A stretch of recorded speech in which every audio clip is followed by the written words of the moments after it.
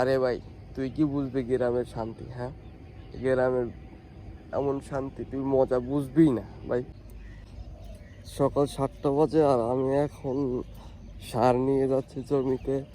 আর আজকে আমরা জমিতে সার ছিটাবো।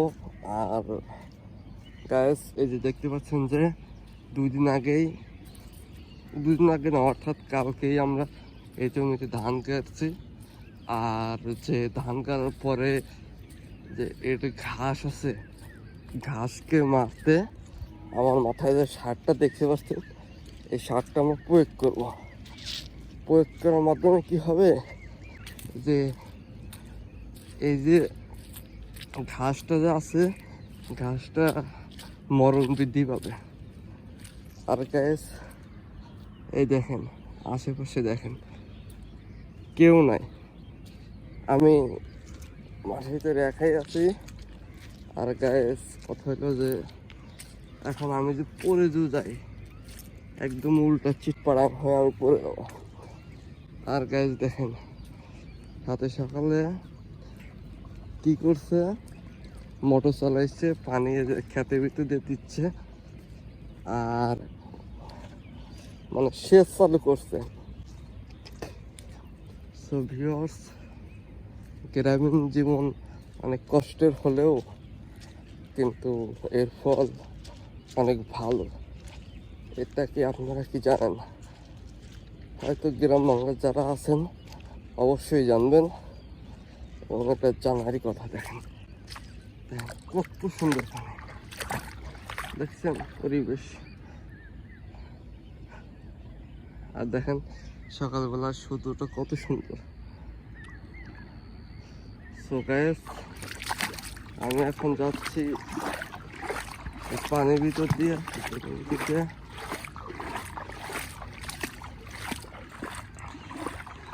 আর অবশ্যই গাইস, এরকম ব্লগ যদি পেতে চান, চ্যানেলটা কিন্তু অবশ্যই সাবস্ক্রাইব করে আমাদের পাশে থাকবে।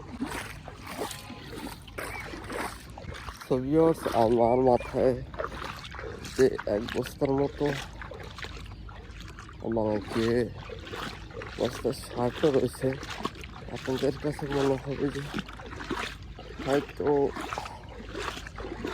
এক হাফ বস্তা, কিন্তু হাফ বস্তা হলে এক বস্তার সমান। বিশ্বাস করেন ভাই, এদের এক বস্তা সমান হাফ বস্তা, এই বস্তাটা আমার মাথায় নিয়ে, বুঝছেন, এই ঘাড়ের রক টক ব্যথা হয়ে গেছে। আর গ্যাস, আর একটা কথা কি, যে যারা ঢাকা শহরে থেকে বলেন না যে আমাদের ঢাকা শহর অনেক সুন্দর, অনেকেই আছে যে গ্রাম থেকে শহরে যায়, তারা নিজেরা দেখা গেছে নিজের তো বাসা নাই, চাচা খালু মামা এদের বাসায় থাকা হয়। তো তাদের বাসায় থেকে অনেকে অনেক কথা বলে। গ্রামে নিজের বাপ চাচার ভিটা আছে, এগুলোই আমাদের শান্তি, ঠিক আছে। আর তোরা তো গিয়ে শহরে যাস ফুটনি মারাতে। সকালবেলা এত সুন্দর গরম পানিতে পাও রেখে তুই এরকম কাজ করতে পারবি? দেখ ওয়েদার দেখ, জানি পারবি না, তারপরে ফুটনি নিবি, কারণ তোরা যে শহরে থাকিস। ভাই বেশি কথা বলাতে চাই না, আজকের ব্লগটা এখানেই শেষ করবো। আল্লাহ হাফেজ।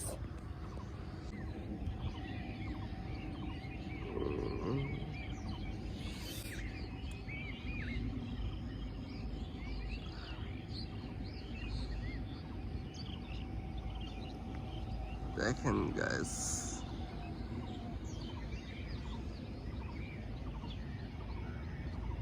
এত